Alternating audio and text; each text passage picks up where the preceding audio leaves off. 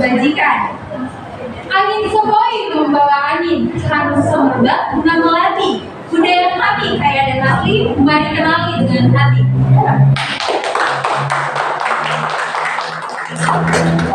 Perkenalkan, saya Elma Natalia Purba sebagai pembawa acara pegelaran kita hari ini ditemani oleh Elizabeth Jiwa dan dua teman kami yang tak kalah hebatnya, ada Dian Pasha semuanya.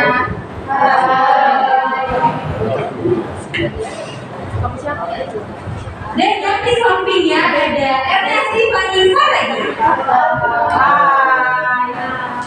Nah, pada pergelaran kali ini teman-teman, sebelum kita masuk ke acara yang spektakuler, hari ini judul kita adalah judul yang sangat luar biasa untuk dipelajari hari ini, yaitu jejak budaya dalam bangunan pada etnis Simalungun, Batak Toba, Nias, dan Karo. Nah, sebelum kita masuk ke pembahasan yang luar biasa teman-teman, kami mengucapkan selamat datang kepada para mahasiswa BIPA asing yang sudah hadir pada hari ini. Dan sebelum kita memasuki acara yang luar biasa hari ini teman-teman, kami mengajak kita semua untuk berpantun sekali lagi. Dan tidak lupa juga teman-teman harus mengatakan cakep pada setiap bait berpantunnya. Boleh? Boleh. Oke, langsung saja kita mulai. Lebih tinggi di atas gunung. Tetapi hati-hati bila sedang mendaki. Hidup ini tak bisa diulang. Mari kita mulai saja acara ini.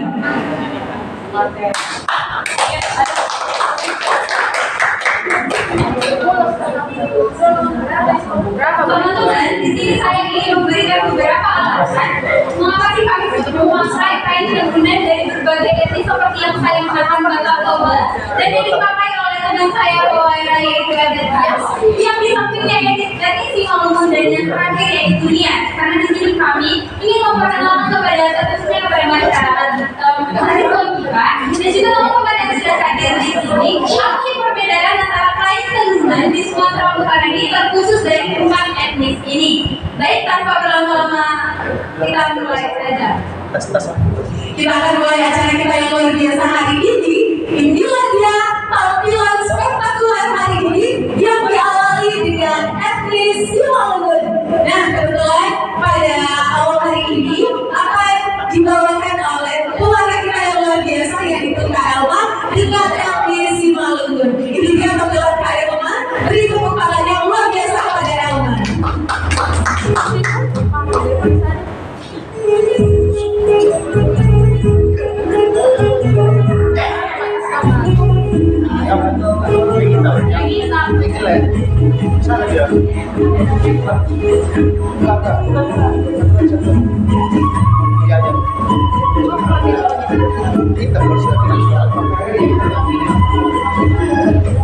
Baik teman-teman sekalian, kalau baik pengalaman saya khususnya mahasiswa BIPA, di sini kami akan memperhatikan apa yang saya sampaikan ini, yaitu saya mengambil satu tema untuk menjelaskan mengenai kain tentunan yang ada di Simalungun, yaitu suri yang dipakai oleh sahabat kita, yaitu Dian Pasha seperti yang kita lihat. Ini merupakan ciri-ciri kain Simalungun.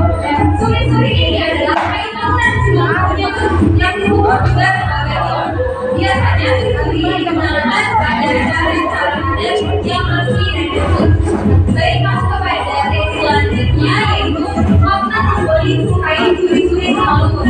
Ternyata tentunan yang ada pada kain suri-suri ini ditampilkan sebagai motif biasa saja, tapi menyimbolkan beberapa makna di baliknya, seperti kekeluargaan, keharmonisan, kehormatan, dan juga penjaga bagi masyarakat Simalungun.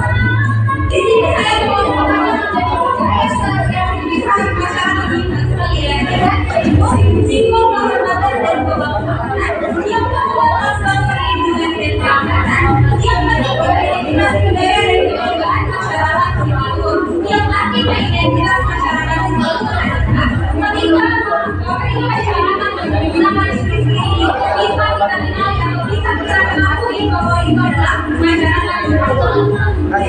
Selanjutnya ada fungsi dan kebijakan kain suri-suri Simalungun ada tiga. Yang pertama yaitu sebagai aksesoris dalam adat pernikahan. Yang kedua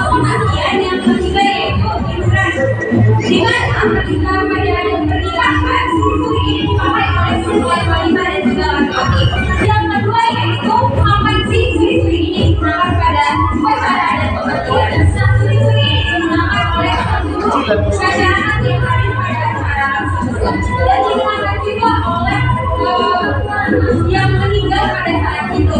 Jadi suri-suri ini digunakan dalam peti mati dan akan dibawa ketika dia sudah dikuburkan.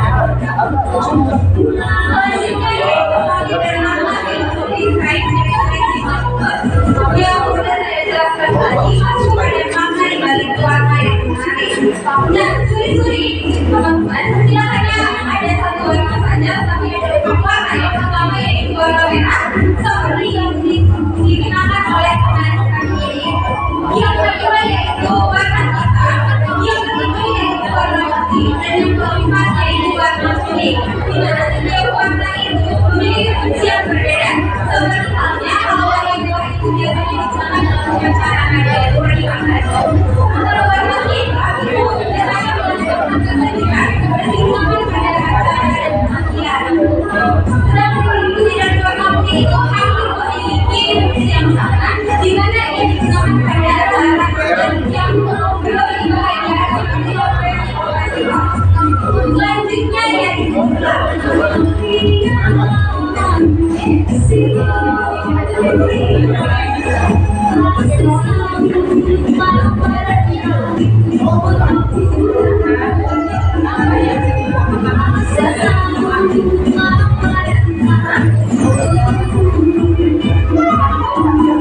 lanjut kepada penjelasan apa sih bulan itu, saya bertanya kepada mahasiswa kita sekalian, sudah pernah melihat atau yang mengetahui apa itu bulan?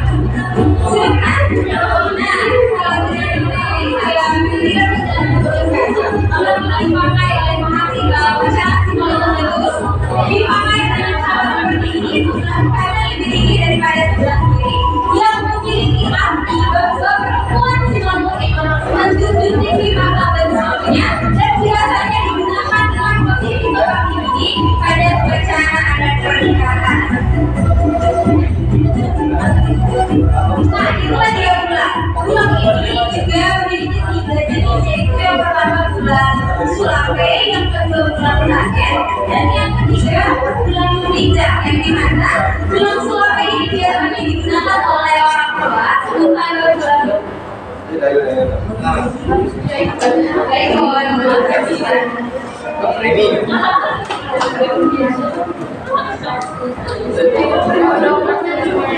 sementara bulan Raken itu biasanya digunakan pada acara pernikahan, yaitu itu artinya adalah akan menjadi sebuah Raken.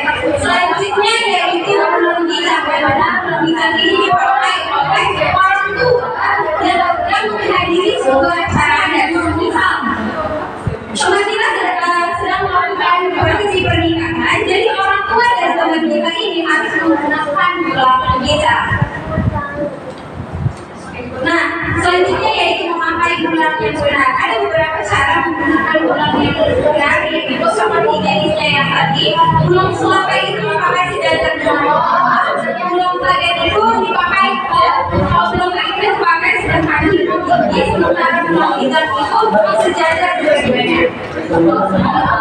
Baik, di sini saja adik-adik saya memberikan permainan kepada mahasiswa kita supaya nanti dan mengalami bagaimana itu bangunan yang dipakai oleh masyarakat Simolo. Mungkin nanti saya akan memberikan file kepada kalian semua supaya dapat belajar dari praktek tersebut. Baik, mungkin sekian dari saya berikan. Sudah tadi tampilan luar biasa, boleh silakan lagi. Terima kasih. Dan selanjutnya kita tadi sudah melihat bagaimana bulan dan juga ulos yang ada di adat Simolo. Selanjutnya kita akan menyaksikan bagaimana ulos yang ada di adat Batak Toba. Ini dia. Selanjutnya pada dia Pasha Ogatoro akan membawakan materi yang luar biasa, yaitu jejak budaya dalam tentunan yang terdapat pada etnis Batak Toba. Ini dia tampilannya. Selamat menyaksikan.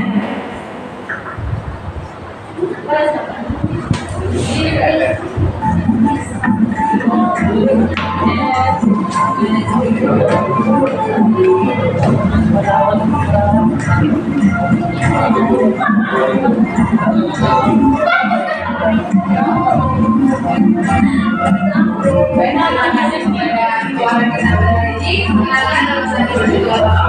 sini saya akan mengenalkan kain tenun Kabupaten Muara dari Muara Kabupaten Muara dari Kecamatan di dalamnya. Ini saya membuat pelajaran desain kain tenun Kabupaten Muara Kabupaten Wilayah. Nah, teman-teman semuanya kita bisa melihat dalam satu kain tenun Kabupaten Muara yang bersama saya.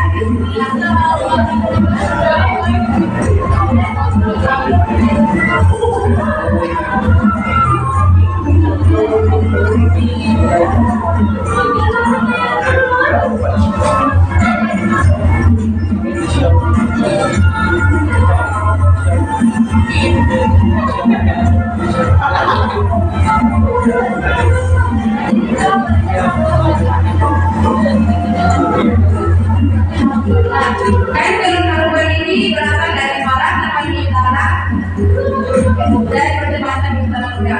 Nah, kain tenun Karuban ini disebut sebagai Raja Ulos Tapanuli Utara karena kain tenun Karuban ini hanya dipakai oleh Raja Mata dan juga kalangan bangsawan yang terpandang. Nah, kain tenun ini memiliki nilai itu dari setiap motif yang ada di kain tenun. Nah, ada fungsi dan makna dari motif Karuban ini yaitu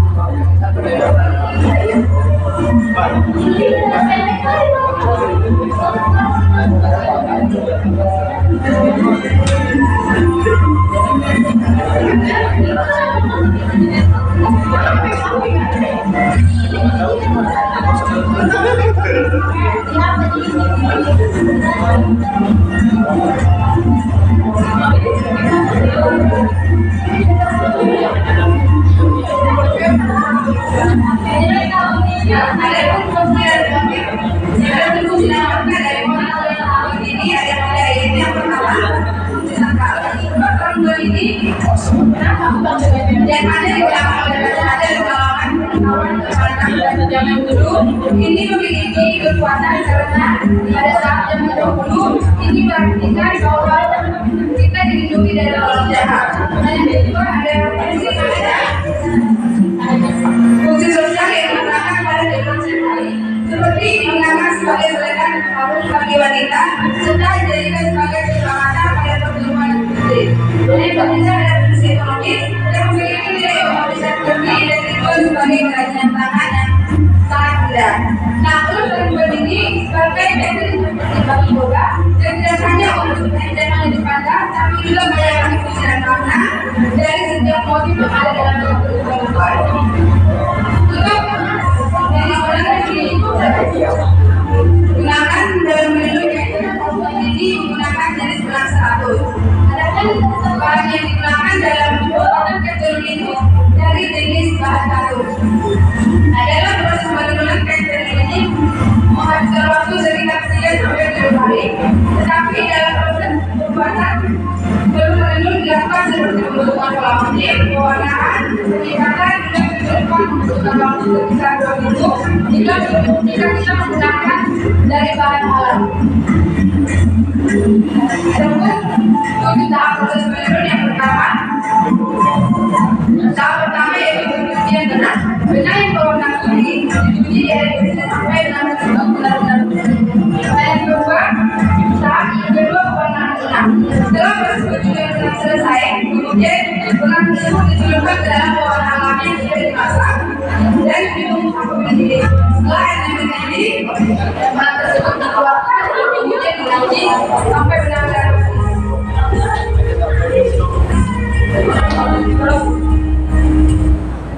Nah, pada saat pewarnaan benang ini dicampur dengan kain sirih supaya campuran pewarnaan yang digunakan menjadi pekat.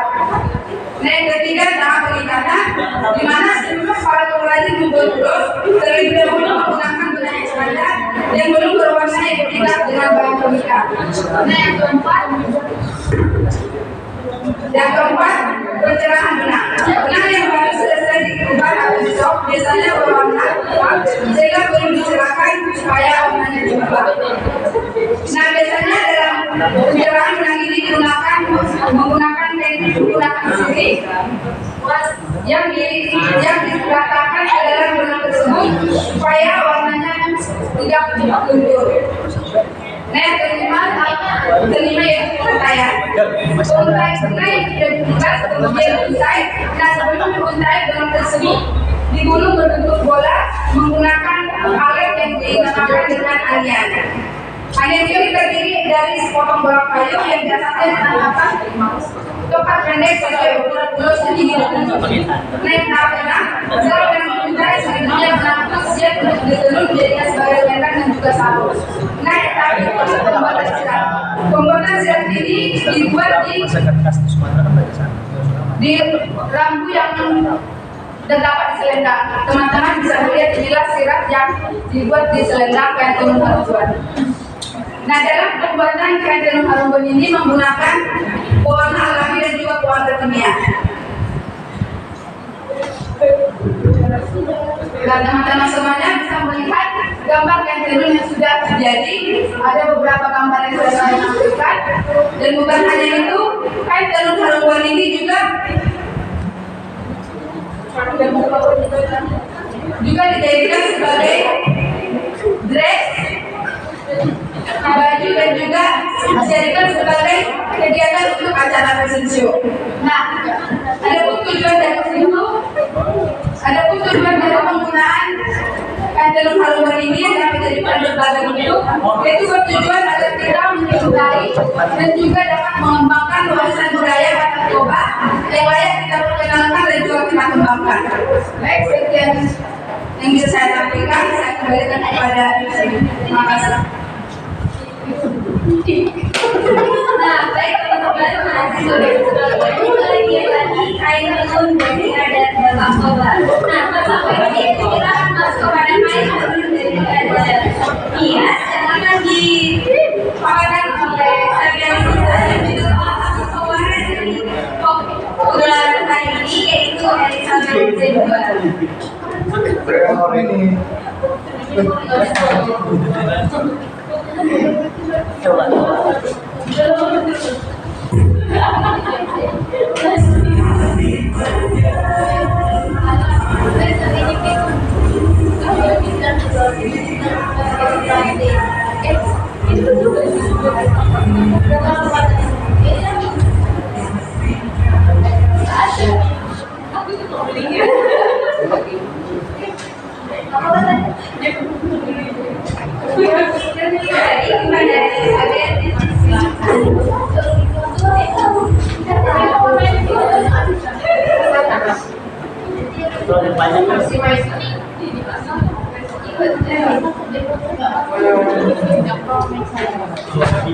Baik, terima kasih kepada pewarna yang telah memberikan saya kesempatan.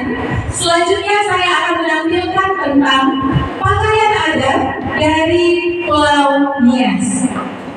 Mahasiswa bisa kalau mahasiswa bisa memperhatikan motif dari baju adat Nias dan ini tampilan atau tampak belakang motif selendang dan ini adalah tampak bagian depan.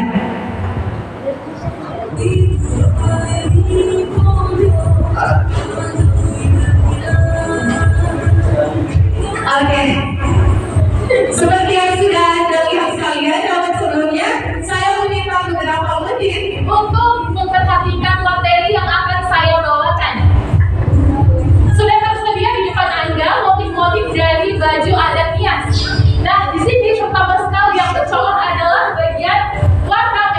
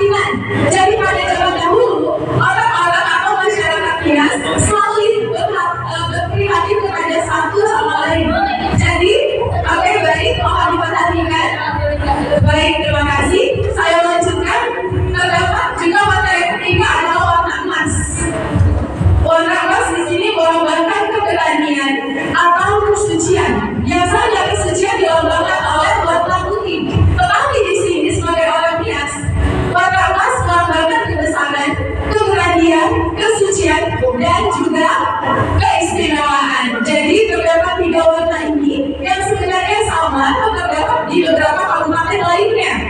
Atau mahasiswa BIPA tahu, pada saat ini terdapat hias selatan yang biasanya warna bajunya rata-rata dilatar belakangi oleh warna kuning. Apakah sudah tahu? Belum sama sekali. Jadi pakaian adat yang seperti ini yang Anda lihat itu terdapat pada hias selatan, hias selatan, hias tengah, dan hias barat. Dan biasanya jika hias selatan mati, itu rata-rata akan dilatar belakangi oleh warna kuning. Nah, bisa dilihat pada tampilan atau gambar nomor 2. Ini adalah warna pakaian adat hias selatan. Namun, mengapa berbeda warnanya seperti itu? Itu sebenarnya tidak ada arti yang berbeda. Hanya saja pada masyarakat hias selatan pada saat itu lebih mengutamakan warna kuning sebagai latar dari pakaian adat mereka. Jadi tidak ada perbedaan atau arti dari warna-warna tersebut. Sampai di sini ada yang mau ditanyakan mahasiswa BIPA? Cukup. Oke, selanjutnya.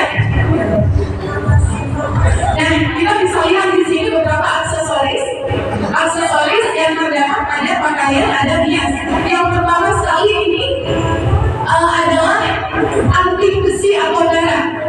Seperti yang bisa dilihat, ini bisa terbuat dari logam atau perak. Namun pada saat ini terbuat dari kalen yang diwarnai dengan warna emas, bisa warna perak juga bisa. Tapi sering digunakan adalah warna emas seperti ini.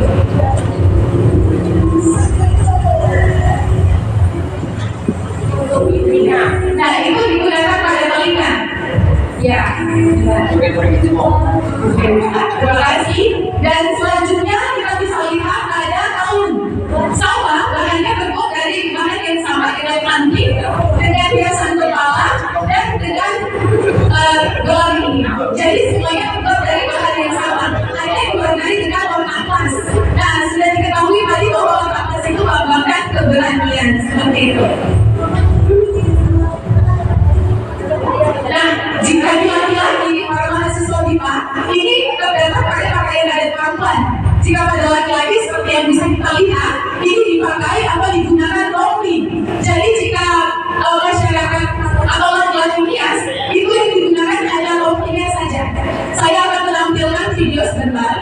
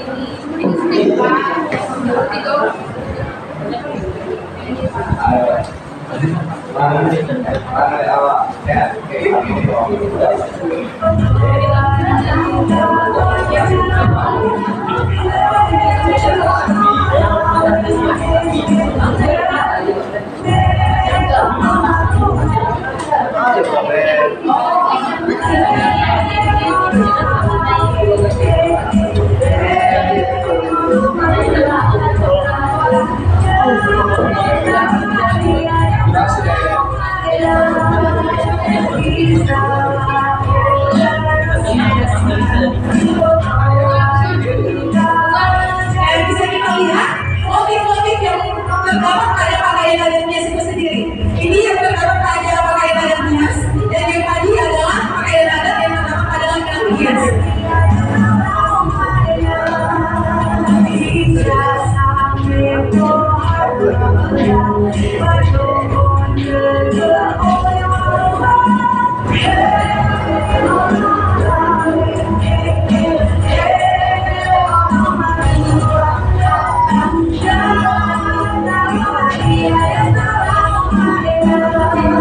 Baik, terima kasih. Itu saja tampilan dari pakaian adat hias. Saya kembalikan kepada pewaris kita, Elma.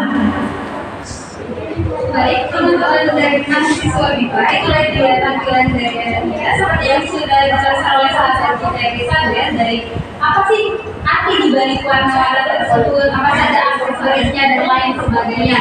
Kami harap dengan begitu teman-teman kita bisa lebih mengerti penjelasan dari pakaiannya tersebut.